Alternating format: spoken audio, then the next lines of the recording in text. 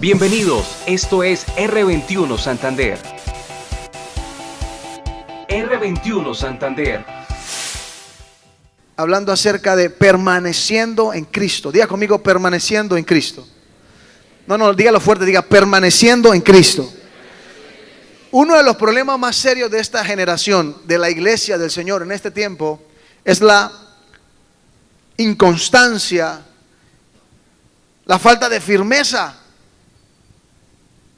la falta de madurez en la permanencia en los caminos del Señor. Tenemos una iglesia que fluctúa muchísimo, muy fluctuante. De repente hoy tenemos unas personas acá y si en 2 meses hacemos una encuesta, a ese grupo ya cambió, no todos, pero un gran grupo ya cambió y hay otro grupo. La pregunta no es, gloria a Dios por los que llegan nuevos, pero alguien dijo un día, tienen que cerrar la puerta trasera. Hay que cerrar la puerta de atrás para que no se nos salga. El que está llegando por primera vez, tiene un encuentro con Jesús, se siente contento. Ay, pastor, sentí a Dios, sentí mariposita, me ericé. Sí, y ese que siente a Dios por primera vez necesita ahora un sustento. Tiene que aprender por qué Dios, para qué seguir a Dios, cómo seguir a Dios, cómo permanecer en Dios. No es emociones. Por eso yo hablo en las escuelas de formación todos los sábados a las 5. Bendigo y felicito a los que ya están inscritos y están estudiando.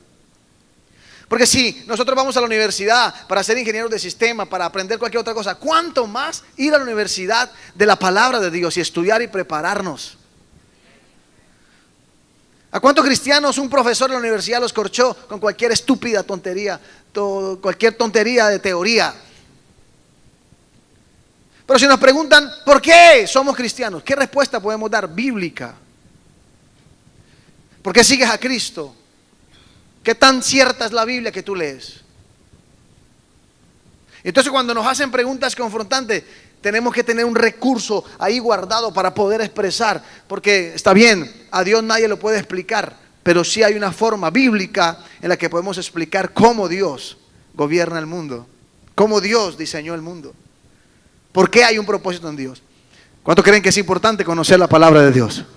Por eso la disciplina y todo ese tema de estudiar. Pero aquí la iglesia propone y provoca un espacio para aprender. Ahora, si el problema de la iglesia es permanencia, entonces yo tengo una responsabilidad como pastor de que nosotros seamos una generación de la iglesia que permanece. Y titulé este mensaje, Generación Inconmovible. Tú y yo tenemos que ser inconmovibles en cuanto a la fe. Gracias por el amén suyo. Yo dije, usted y yo tenemos que ser inconmovibles en cuanto a la fe. Ahora no estoy hablando de una fe que es simplemente racional. Estoy hablando de una fe que primero nació con una revelación y un encuentro con Dios. Por eso un Pablo que primero perseguía a los cristianos, era un matón, era un loco, asesino, desgraciado, perseguía a todo el mundo, mataba a los cristianos. Estuvo cuando apedrearon a Esteban y lo vio morir y gritaba, dele duro, piedra. De repente, de un día para otro, regresa a Jerusalén porque va camino a Damasco. Se le revela Cristo, va en su caballo, cae el caballo. Cristo se le revela, queda ciego 3 días. Dios manda a Ananías, a un hombre de Dios, a un profeta. Ananías ora por él, le quita la ceguera y le da una palabra profética. Le dice, Dios te llamó, ve y predica a los gentiles, o sea, los que no somos judíos. Y háblales de Cristo. Un perseguidor, de la noche a la mañana, en 3 días, se convierte en el más grande apóstol de la gracia y del Nuevo Testamento que usted y yo conocemos hoy. ¿Sabe por qué? Porque tuvo un encuentro con Jesús.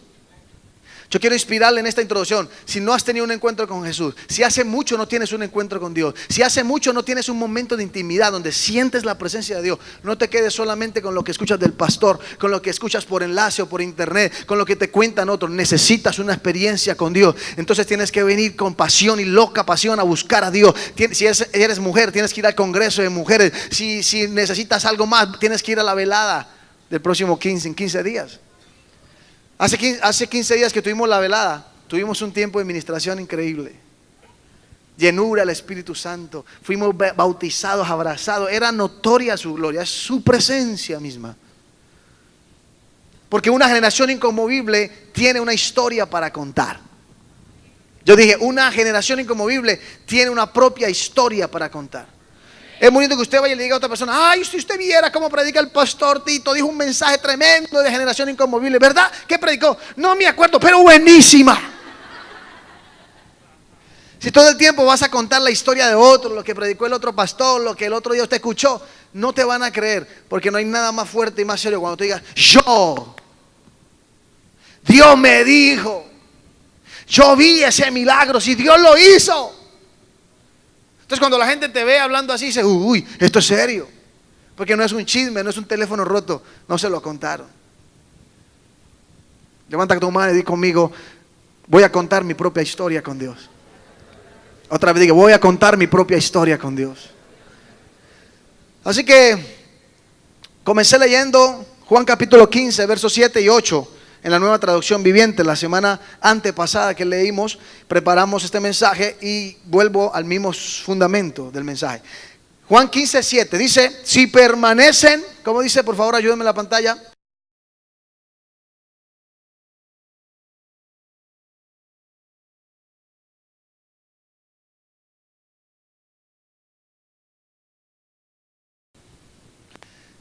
Por eso estoy hablando de multiplicarnos.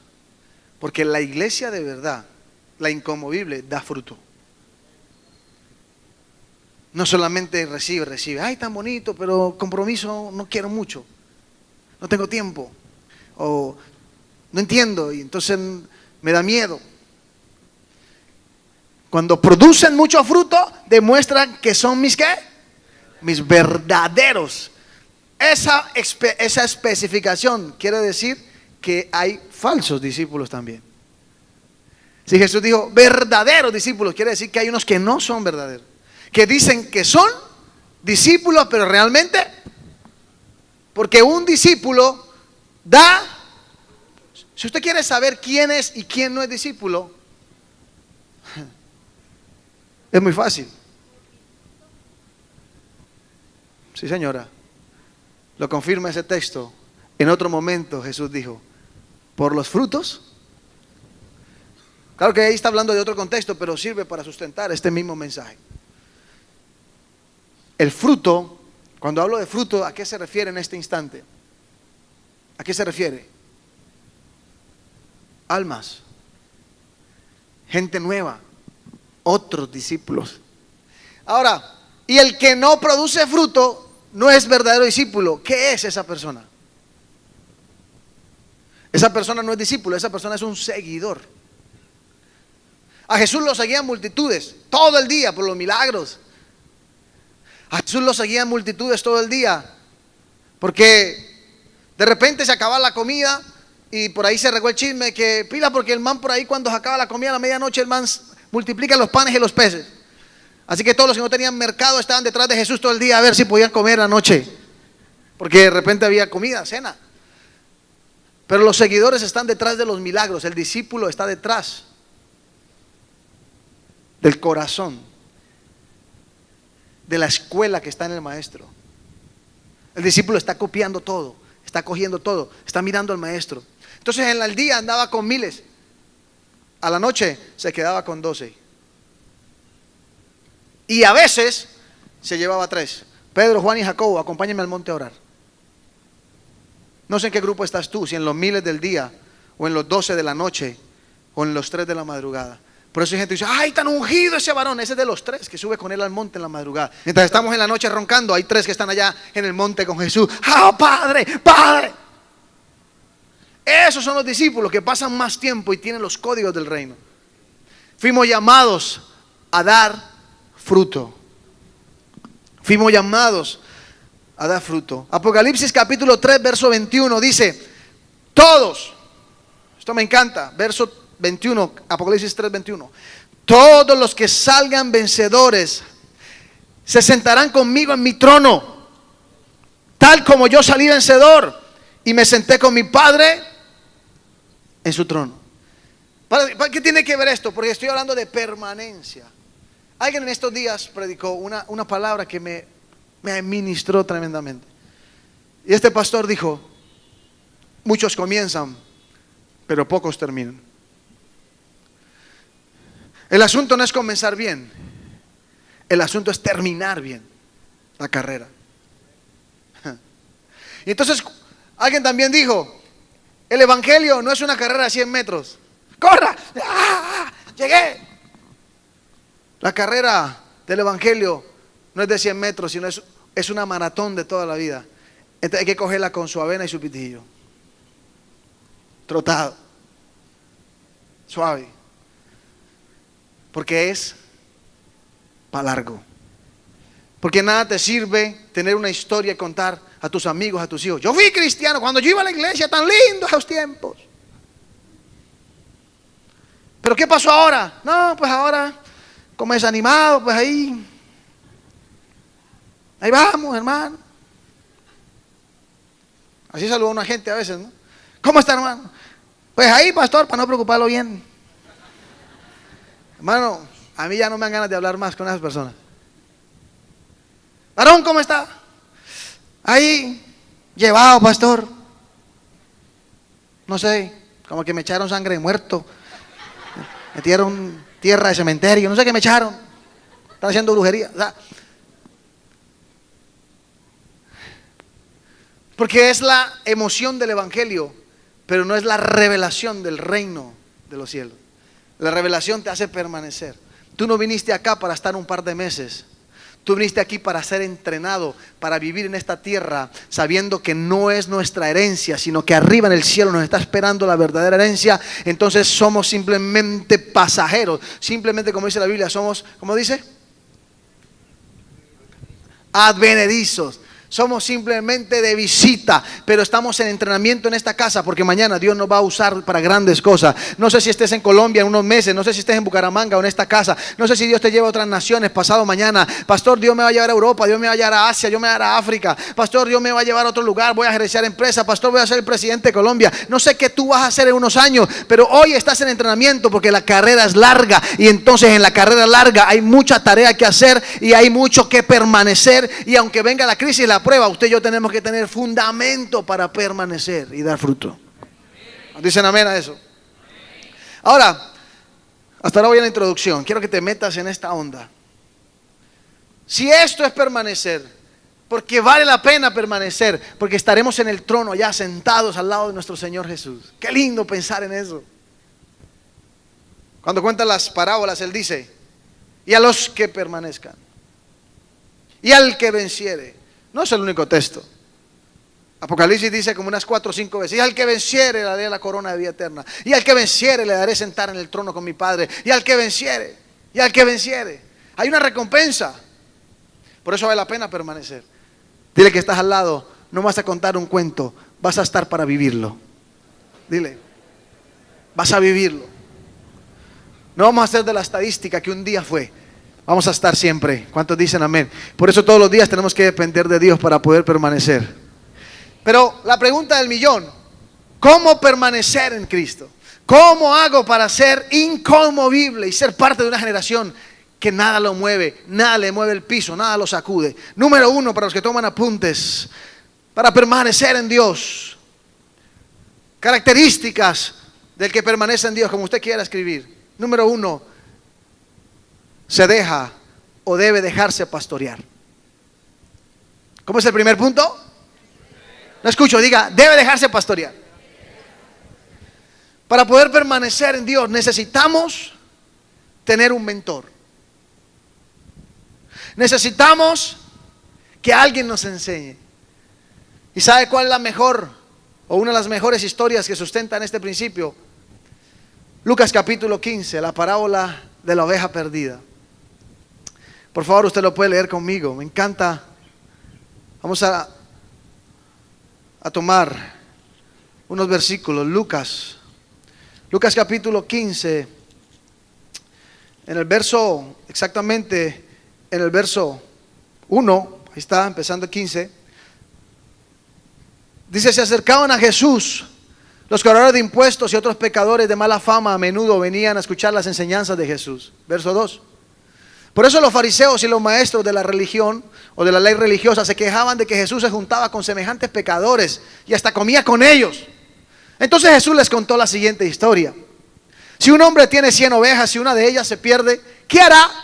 ¿No dejará las otras 99 en el desierto y saldrá a buscar la perdida hasta que la encuentre?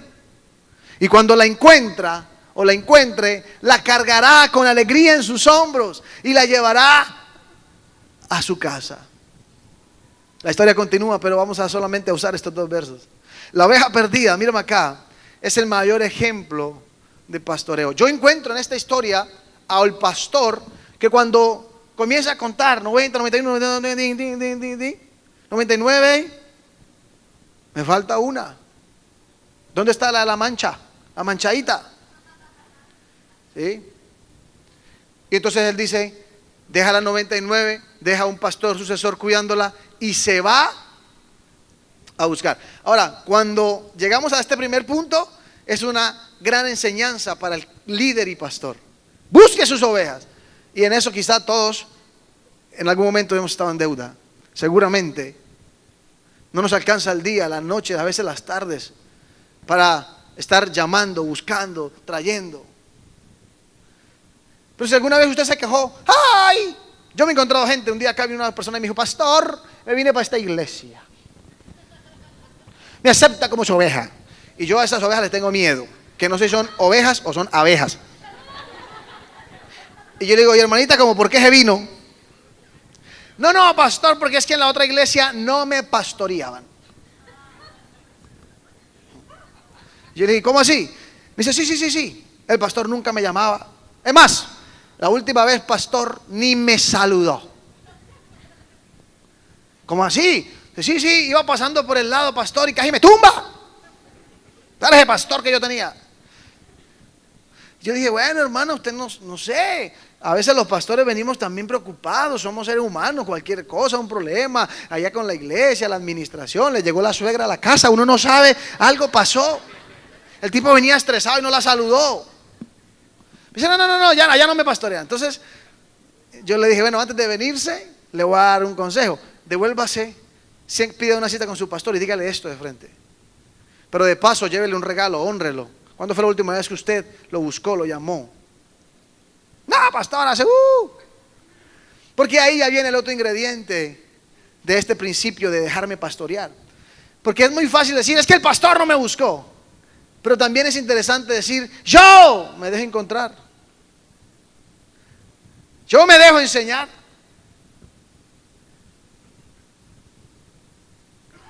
Yo me dejo guiar en los procesos.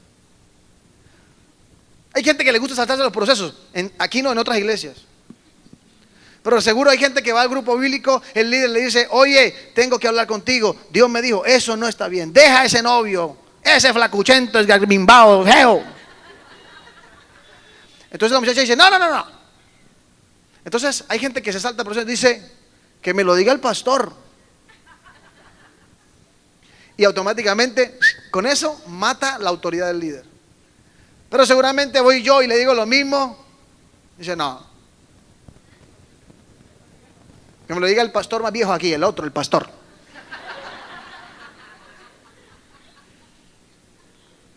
Y el pastor le habla y dice lo mismo. No, voy a orar para que Dios me confirme.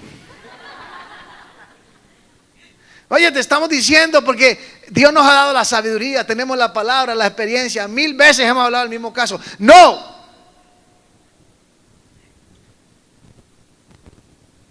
Mucha gente se sienta conmigo en la oficina, yo le doy un consejo y le digo, esa relación no te conviene, ese negocio no te sirve. Finalmente no hacen caso, se van. Y cuando no vuelven a la iglesia, yo comprendo en mi mente, no quisieron obedecer, entonces prefieren huir al pastorado. Así, mire, aquí pasa eso, así. De repente nunca te pasó, porque no has pedido una cita conmigo, no has pedido una cita con el líder. Pero ojalá los noviazgos no comenzaran. Mire, normalmente la gente dice, pastor, tengo una consejería contigo. Sí, claro, nos sentamos. ¿Qué pasó, hija? Pastor, pues no, era para contarle que estamos empezando una relación sentimental con... Entonces, ¿verdad? Y yo me alegro porque yo siento que me vienen a contar para un consejo. Y yo pregunto, ¿y verdad? ¿Y cuánto llevan? No, pastor, hace 3 añitos estamos empezando, saliendo hace 3 años.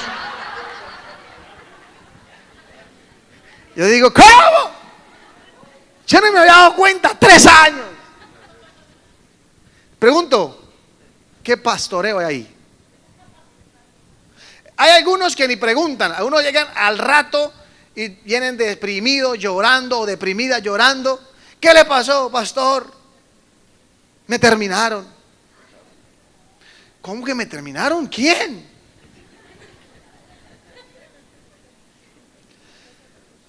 Entonces, no se trata de que el pastor va.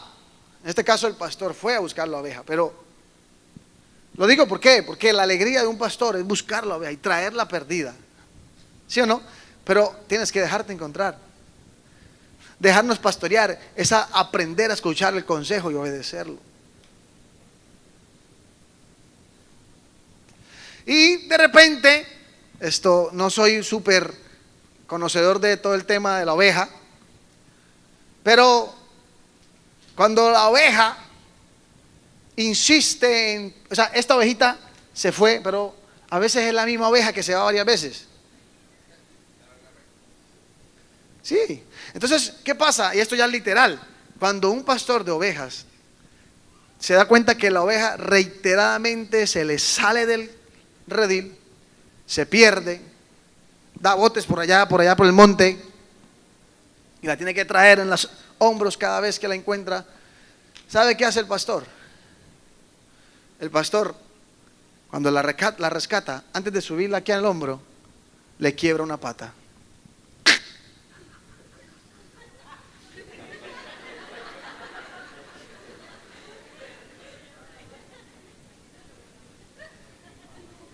Esa es la técnica.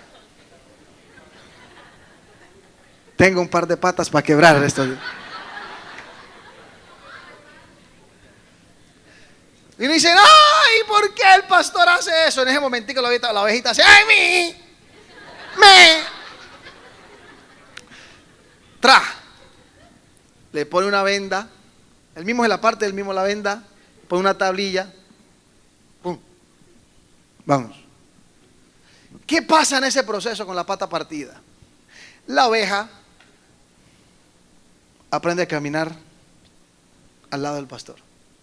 No se va, porque ella es indefensa, porque no puede comer por sí sola, porque si se va es presa fácil del león, del oso, que sea, de los buitres,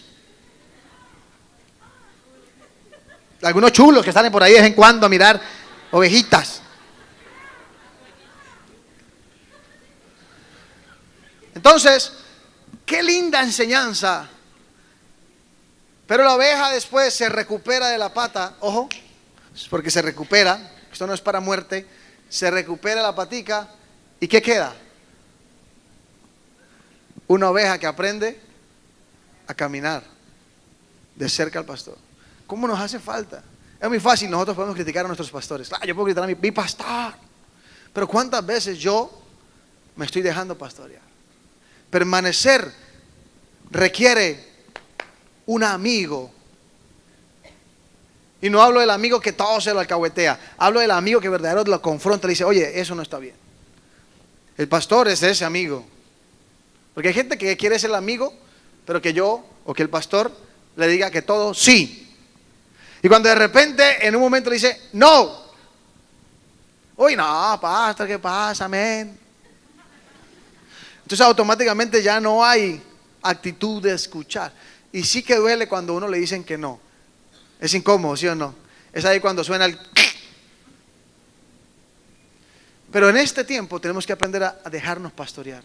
Pastor, pero somos 400, 500 jóvenes y cuando seamos 1000, ¿cuándo podré hablar con usted una consejería? Ah, bueno, de repente va a ser difícil. Una consejería siempre con el pastor, pero por eso Dios está colocando otros pastores al lado del pastor. Son los líderes, son los supervisores, son los Felipes de grupo, son los líderes de un grupo bíblico. Ellos se convierten en los pastores cercanos en los que tú puedes ir y hablar, soltar, preguntar, dejarse pastorear, pedir un consejo. Porque si no nos multiplicamos nunca, mañana tú serás el pastor de otro. Porque creceremos tanto, entonces la iglesia no podrá tener acceso a un solo hombre, a un solo pastor. Entonces vamos a tener que multiplicarnos. Y ya pasa eso. Yo me he encontrado con testimonios que llegan y me dicen, uy, pastor, hablé con la líder fulanita. Qué consejo que me dio, pastor, me cambió la vida. Yo por dentro digo, ay, gloria a Dios. No supe, pero una ovejita le partieron la pata y ahora camina cerca. ¿Cuántos necesitan que le partan la pata?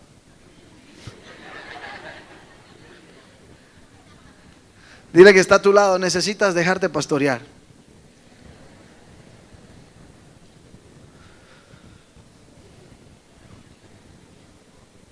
Mire lo que dice Hebreos 12:11.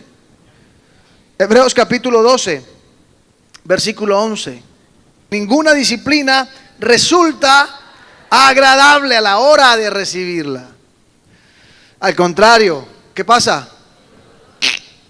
Es dolorosa, pero después produce la apacible cosecha de una vida recta para los que han sido entrenados por ella. ¡Wow! ¿Cuántos están listos para dejarse entrenar en este tiempo y dar mucho fruto? Alguien dígame, ¿cuántos están listos para dejarse pastorear con un corazón humilde, agachar la cabeza, oír consejos y obedecer? Dígame si usted está listo, por favor. Número 2. Característica, la segunda característica de que permanece en Dios, o una generación inquebrantable. Conoce su aguijón. Segunda de Corintios, capítulo 12, versículos del 1 al 9, nos enseña una cosa tremenda, un principio buenísimo. El apóstol Pablo nos revela en ese texto lo que significa conocer su aguijón. Mi jactancia no servirá de nada, sin embargo debo seguir adelante. A mi pesar, contaré acerca de visiones y revelaciones que provienen del Señor. Léalo conmigo, no se pierda. Hace 14 años yo fui llevado hasta el tercer cielo, dice Pablo. Ese fue el día que se cayó el caballo. Si fue en mi cuerpo o fuera de mi cuerpo, no lo sé. Solo Dios lo sabe. Es cierto, solo Dios sabe si yo estaba en mi cuerpo o fuera del cuerpo, pero sí sé que fui llevado al paraíso. Oí cosas tan increíbles que nunca pueden expresarse con palabras. Cosas que a ningún humano se les permite contar. Eso es lo que le sucede a un ser humano cuando tiene un encuentro con Dios. Por eso yo te estoy diciendo, búscalo cuando estamos en la introducción. Porque tratamos de explicar, pero hay cosas inexplicables y son tu historia con Dios. Búscalo. No puedo contar de cierta experiencia. Vale la pena jactarme, pero no voy a hacerlo. Solo me jactaré de mis debilidades. Si quisiera jactarme, no sería ningún necio al hacerlo, porque estaría diciendo la verdad. Pero no lo haré porque no quiero que nadie me atribuya méritos más allá de lo que pueda verse en mi vida, oírse en mis mensajes. Aún cuando he recibido de Dios revelaciones tan maravillosas como esa. Así que para impedir que me volviera orgulloso, se me dio una espina en mi carne, un mensajero de Satanás para que me atormentare, o para atormentarme e impedir que me volviera orgulloso. Verso siguiente. En 3 ocasiones distintas le supliqué al Señor que me la quitara. Verso 9. Cada vez Él me dijo: mi gracia es todo lo que necesitas. Mi poder actúa mejor en la debilidad. Así que ahora me alegraré en jactarme. Me alegra jactarme de mis debilidades, para que el poder de Cristo pueda actuar a través de mí. ¿Cuántos dicen amén? Eso merece un aplauso, esa palabra increíble, extraordinaria. Para permanecer, tú necesitas conocer cuál es la espina que el Señor te ha dejado. Hay una espina, hay una puntilla, hay una piedra en el zapato que fue diseñado para ti. No entiendo, pastor. Sí, se lo voy a explicar así. Todo el tiempo me estoy encontrando jóvenes, o me escriben por el Face, o me encuentro en algunos lugares donde voy y me dicen: pastor, yo decidí no insistir más, no fui capaz. ¿Cómo así? Sí, el evangelio no es para mí. Me cansé de insistir, pastor, una y otra vez, y metí la pata y me caía. Y ahí me di cuenta que no nací para el evangelio. Yo no fui capaz con el evangelio. Yo no insisto. ¿Para qué voy a la iglesia a hacerle morcillas al diablo? ¿Ha escuchado usted a alguien hablar así? Ese es un cristiano frustrado que algún día, de tanto caerse, de tanto pedirle, no fueron 3, quizás fueron 20, 30. Quítame de mí esa debilidad, Señor. Quita de mí esa debilidad en la carne. Quita de mí el amor al dinero. Quita de mí la codicia. Quita de mí las pasiones desordenadas. No sé qué oraciones has hecho tú. Señor, no quiero volver a ver pornografía. Padre, ayúdame. Y vuelve a ver. Señor, ya no quiero más masturbator. Señor, ayúdame. Y vuelve otra vez. Señor, ya no queremos fornicar más. Ayúdame. Y otra vez. Señor, no quiero decir más mentiras. Otra vez. Señor, no quiero pedirte más prestado el diezmo. Otra vez. Y otra vez. Y otra vez. Y otra vez. Entonces eso cansa. Yo sé, Pablo oró 3 veces, el apóstol dice. Yo no insistí, el tipo fue como, de repente fue más maduro que yo, más maduro que usted y que yo. Y dijo, no, ya. Dios le habló y le dijo, hey, no ores más, no te lo voy a quitar. ¿Por qué? Quiero que ese poder, esa gracia que un día te revelé, se vaya perfeccionando, y la forma en la que se perfecciona es en esa debilidad o a través de esa debilidad. ¡Ah! Pastor, o sea que no le voy a pedir a Dios que me quite las ganas de no sé. Algún día alguien me dijo, pastor, a mí mucho gustarme bailar, hola. Ese es mi problema, si no yo me convierto de una vez.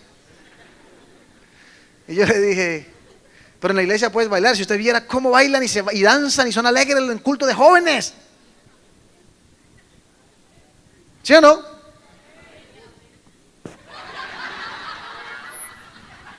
No vuelvo a dar ese consejo.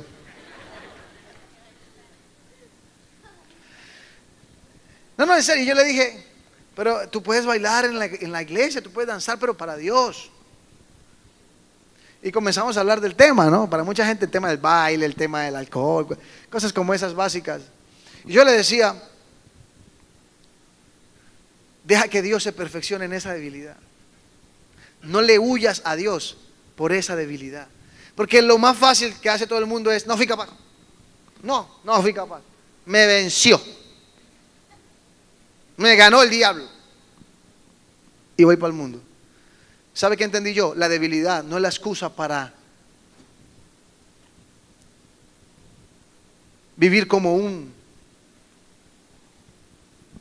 derrotado, sino es la oportunidad para aprender a depender de Dios. Mi debilidad, tu debilidad, tus problemas no son la oportunidad para excusarse y salir corriendo. Tu problema es la oportunidad de ver a Dios glorificarse. Eso es lo que cada mañana te va a hacer arrodillarte antes de salir a estudiar, a trabajar. Padre, no quiero fallarte, ayúdame. Dependes de Dios. Eso es lo que va a hacer que después de que te equivoques, porque todos pecamos y somos como David, cuando fallamos, salimos corriendo. ¡Ay, Señor, no quites de mí tu Santo Espíritu! Sí, pero te va a pasar algo malo. Está bien, la consecuencia la pago, pero no te vayas de mi vida. Por eso en la iglesia hay mucha gente que dice, esto no es un lugar de gente perfecta y santa, esto es un hospital de gente súper enferma. Toda la semana llegamos acá con cargas, con problemas, con errores, con pecados, pero la gracia es estar, es permanecer, porque algún día esa debilidad de tanto recibir perfección de Dios se va a perfeccionar. Entonces ya tú, aunque quizá no la dejes de sentir, la vas a dominar. Aunque quizá no la dejes de vivir o de ver o de percibir, tu espíritu va a ser mayor que ella y vas a gobernar, y sí vas a poder dominar, y sí vas a poder ver que Dios te da la autoridad sobre eso. Alguien diga amén a eso. Por eso la permanencia te da la oportunidad de vencer. Alguien diga amén.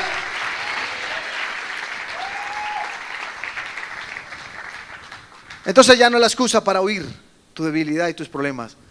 Sabes que ahí Dios se perfecciona y permanecerás. Número 3, para poder ser parte de una generación inconmovible y permanecer, necesitas determinar tu identidad. Diga conmigo, mi identidad es importante. Esto me parece maravilloso, porque cuando hablamos de identidad, yo pienso, una persona que sabe quién es el Señor, no la corrompe nada. Y es una amenaza para el infierno. Miren, no hay nada más extraordinario que un cristiano que sabe quién es en Dios. Ya sabe que las debilidades y ese aguijón y esa aguja, o como usted lo quiera llamar, en su carne, ya no es lo que te aleja de Dios. Por el contrario, es lo que te acerca. Ya el diablo no te va a poder hablar lo mismo de siempre. Ay, mire, usted siempre con lo mismo. No me importa, me levanto, Dios me perdona y voy para adelante.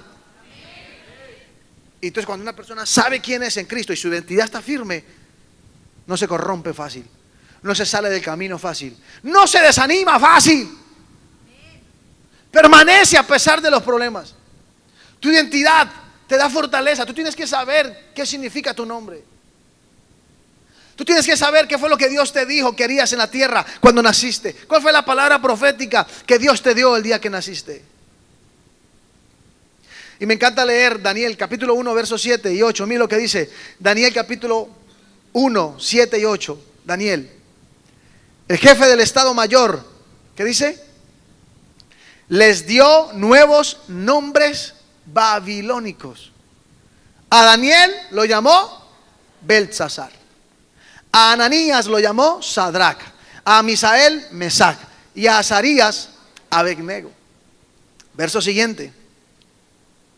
Sin embargo, Daniel estaba decidido ¿a qué? Con la comida y el vino dado por el rey. Le pidió permiso al jefe de Estado Mayor para no comer esos alimentos inaceptables. Escúchame algo, mira mi iglesia. Satanás y el mundo siempre querrán cambiarnos el nombre. El mundo siempre querrá quitarte la identidad. Y principalmente la identidad de hijos.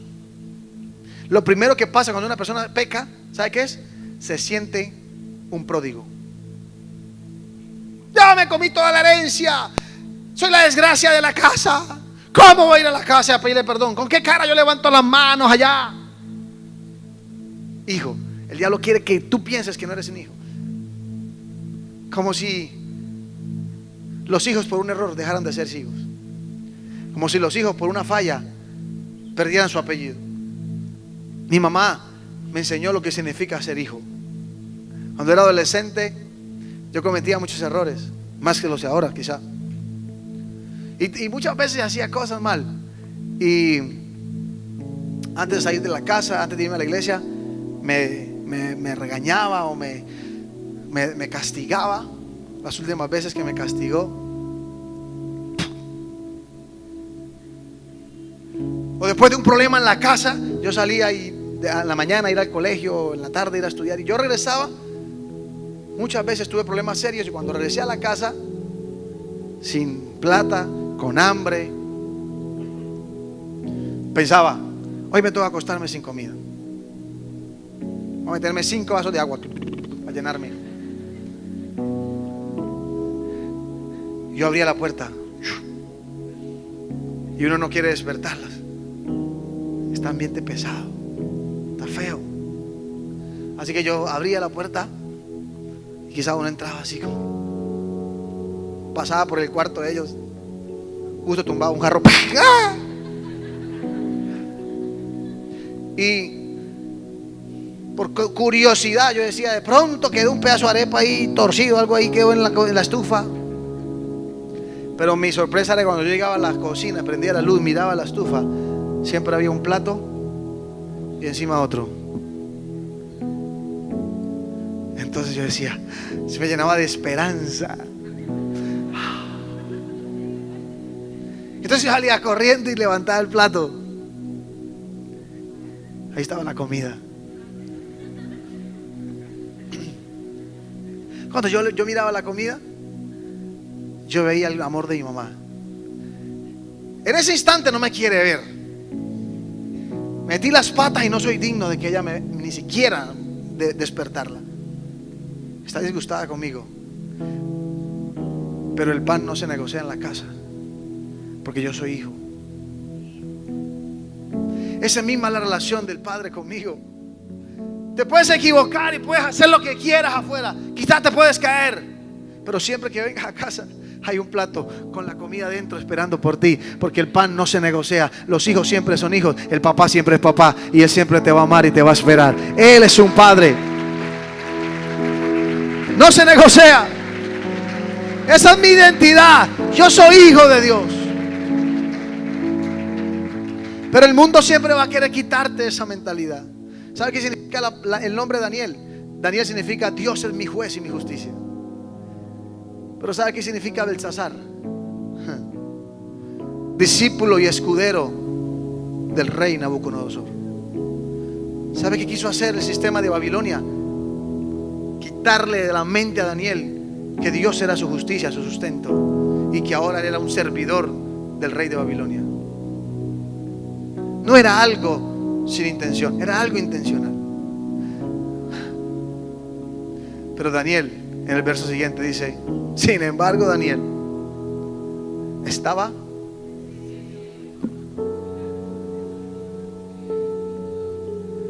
alguien que tiene identidad de hijo. A Daniel lo sacaron de su pueblo y lo trajeron esclavo a Babilonia. Puede que tú estés en Babilonia, pero no eres de Babilonia. Puede que nos movamos y vivamos en Babilonia, pero no pertenecemos a este sistema.